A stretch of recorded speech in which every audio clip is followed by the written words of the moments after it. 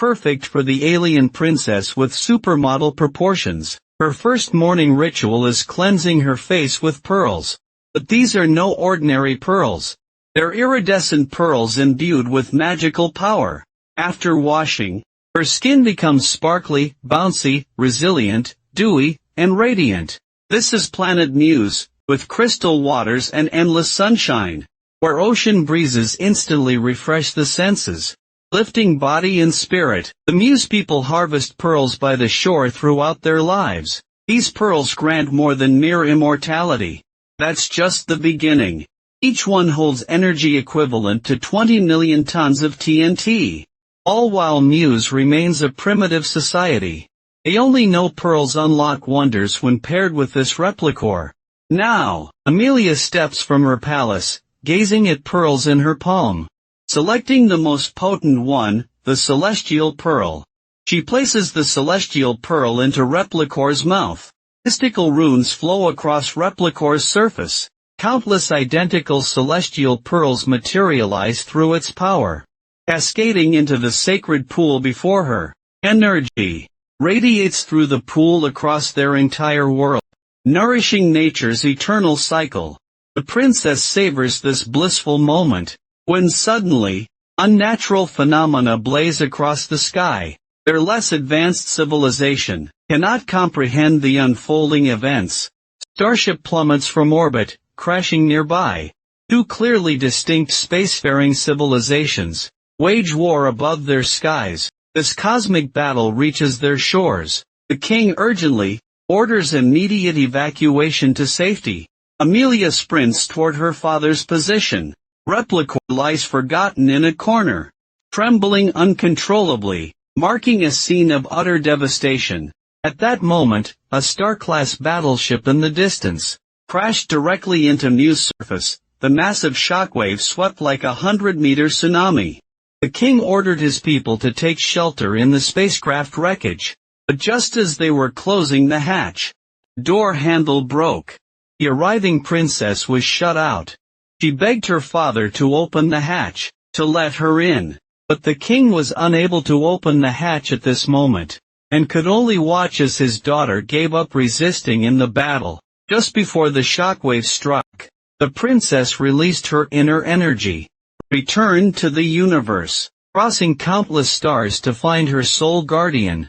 Valerian happened to be the chosen one during this interstellar war. Ground energy was quickly activated by one side. The entire planet of Mu was affected and completely destroyed.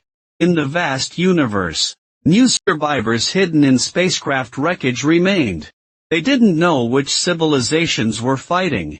They could only desperately research inside the wreckage. These unfamiliar objects were from highly advanced civilizations. They soon learned self-sufficiency using information from the wreckage, and discovered countless diverse civilizations in the universe. Conflict between species indicates an interstellar war between humans and other civilizations, drifting through space for years. They were eventually found by a salvage ship. The salvage vessel recovered them, and brought them to Alpha Space Station, known as the City of 1,000 Planets. Initially, this was just a small human space station, but after centuries of development, various alien civilizations gathered here to interact. Over time, it became home to 30 million humans, and over 60 million others, aliens from other planets, with different living habits. He divided the space station into 4 zones, north, south, east and west, each inhabited by different alien species. This place was a cosmic alliance embracing diverse civilizations. The Myo species finally found a home to call their own.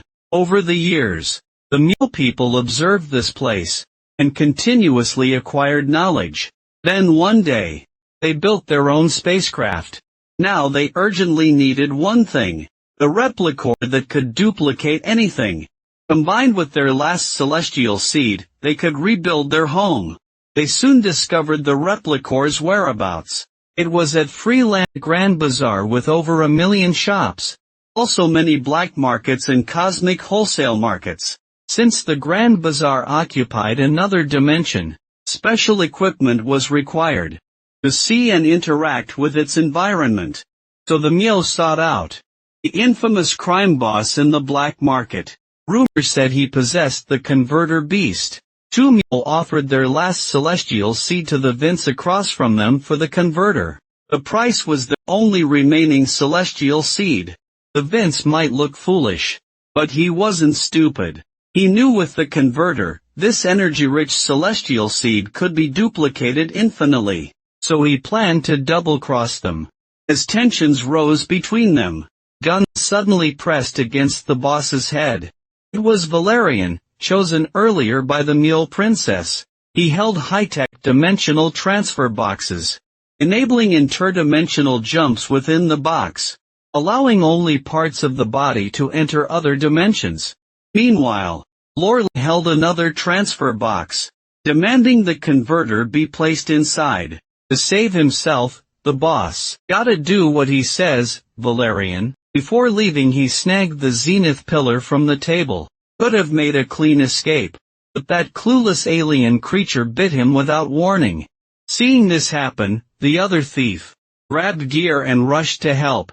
Valerian never expected creature would latch onto him instantly. Meanwhile Valerian, who escaped, found his transfer box damaged by the creature's bite, trapping his right hand in multidimensional space.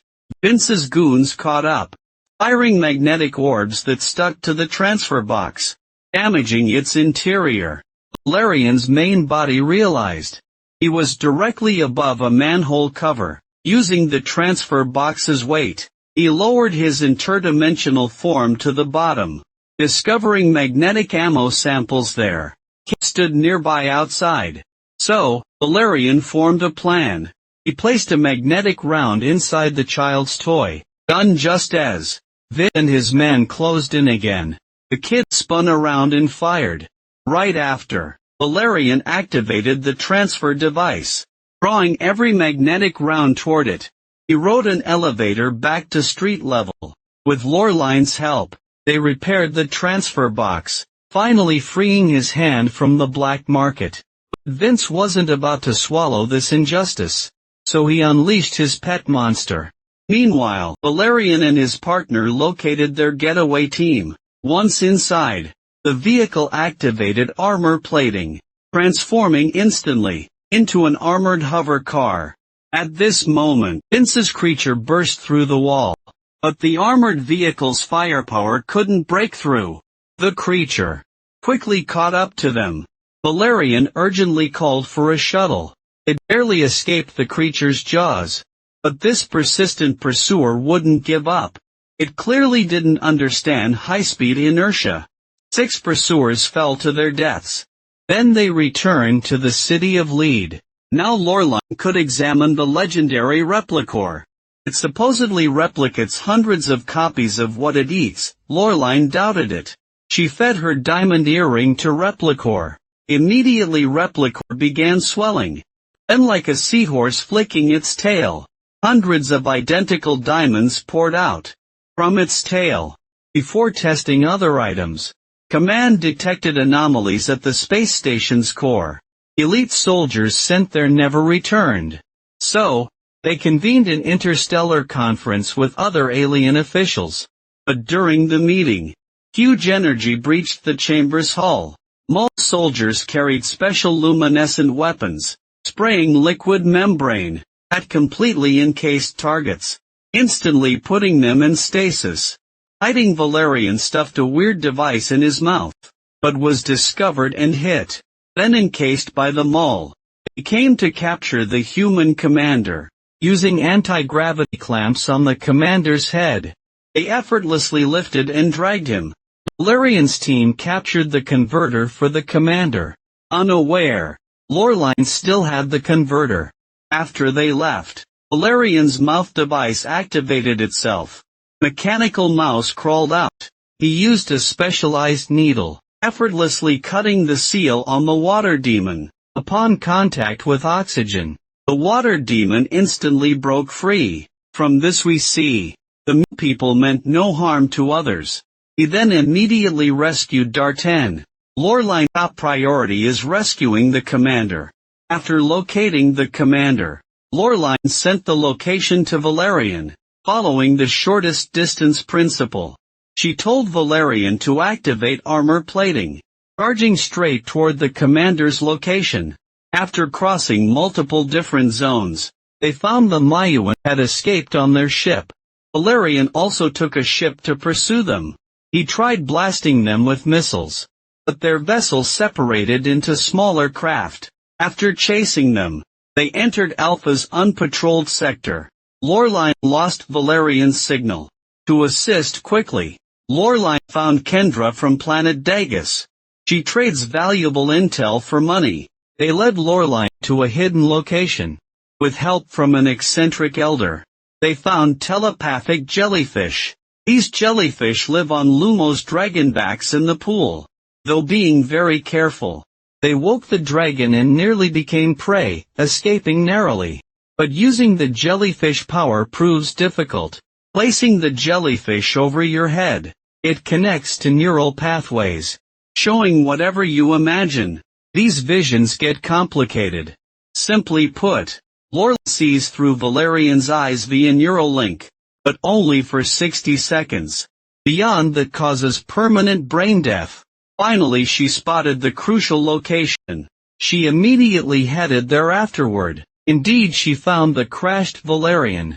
Right after she awakened Valerian, colorful butterfly suddenly flew by. As Lorline admired the beautiful sight, that butterfly suddenly yanked Lorline upward. The butterfly was bait from cliff-dwelling bullenbathers. These large creatures, how do they handle their catches here? Lorline reacted quickly, leaping out without hesitation. Grabbed a butterfly, got pulled up and headshot a bullenbather. When he gave chase, Lorline was already inside bullenbather territory. To avoid interstellar diplomatic incidents, the only solution was infiltration nearby lay Paradise Alley. Alpha's chaotic sector, as they say. This zone has every type of species, rumored experts in disguise. He quickly located his target. Now comes the film's most brilliant sequence. Here is the original audio. Check out this footage. An alien species called Enchantress. It can morph into any desired form. Its true form has a completely sinister dark appearance. This man offered escape. The Enchantress, tired of servitude, immediately agreed with this ally. Valerian went to bullenbather territory, wrapped the creature, transformed into a bullenbather, and boldly infiltrated them. At that moment, Alpha's dining time arrived. Valerian got assigned serving duty. This endless procession carried the king's banquet feast. The king has quite particular tastes. Most dishes were unappealing, until Lorline appeared in full attire, which finally piqued the king's appetite, assuming he was charmed by Lorline's beauty. But the king picked up the large lemon she carried, adjusted its position above his head, then produced a massive opening device. Lorline suddenly understood. He wants to escape, she thought, but it was too late. Her head was about to be crushed. Hidden Valerian threw a dagger. With agile maneuvers, disarmed 2 guards and eliminated giant poison beasts, then swiftly snatched the device from the king. Next, with the shapeshifter's assistance, he tossed it through a drainage outlet, but the shapeshifter got stabbed by the king's guard. As they washed into the sewer, the shapeshifter was fading fast, then turned to ashes. Still committed to rescuing Commander, they re-entered the restricted zone. Soon, they encountered a kaleidoscope of bizarre creatures. Pearl emerged hurriedly. Valerian sensed no hostility from the Pearl. Following it behind the spectacle, they found the Pearl's last sanctuary. The captured Pearl explained. They were brought here because the Pearl Princess entrusted her soul to Valerian.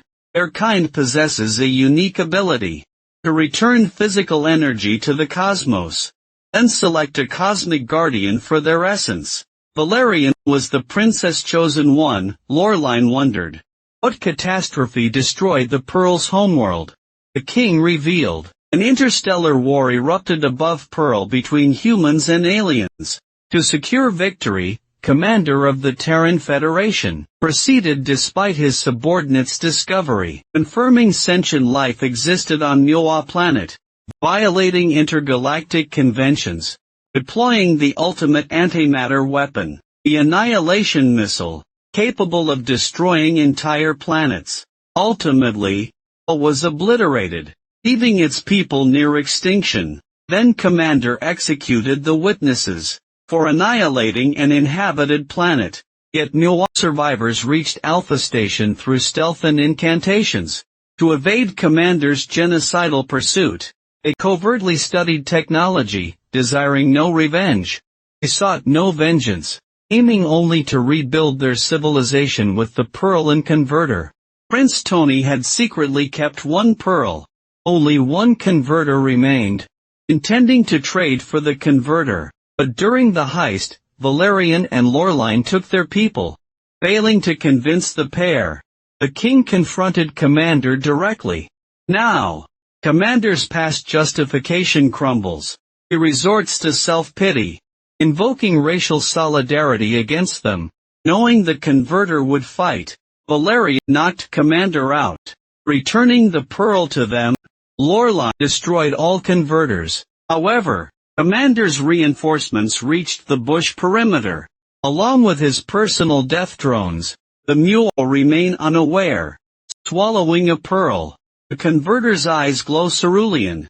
They place it above the source. As its body pulsates and expands, countless identical Heavenly King Pearls were replicated by it. Vast streams of colorful energy surged into the ship's core. Then, a luminous ship crafted by Wisdom Eye technology.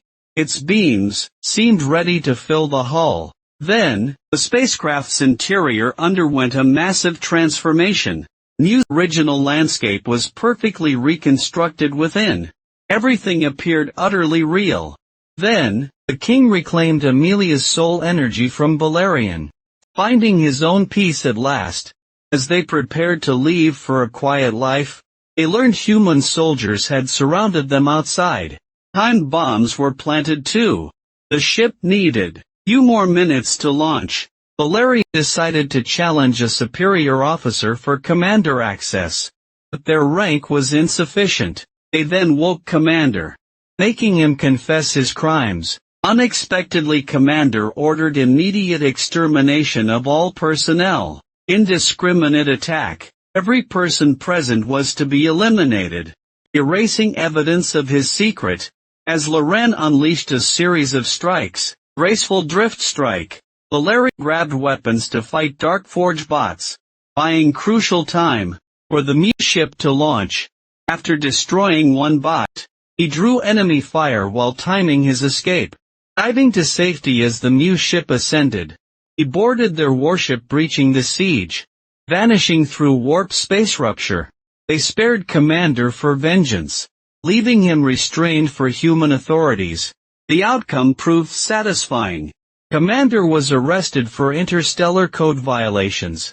Highly intelligent species that loved peace. The reason they stayed primitive was not for lack of wisdom or power, but their absence of human malice.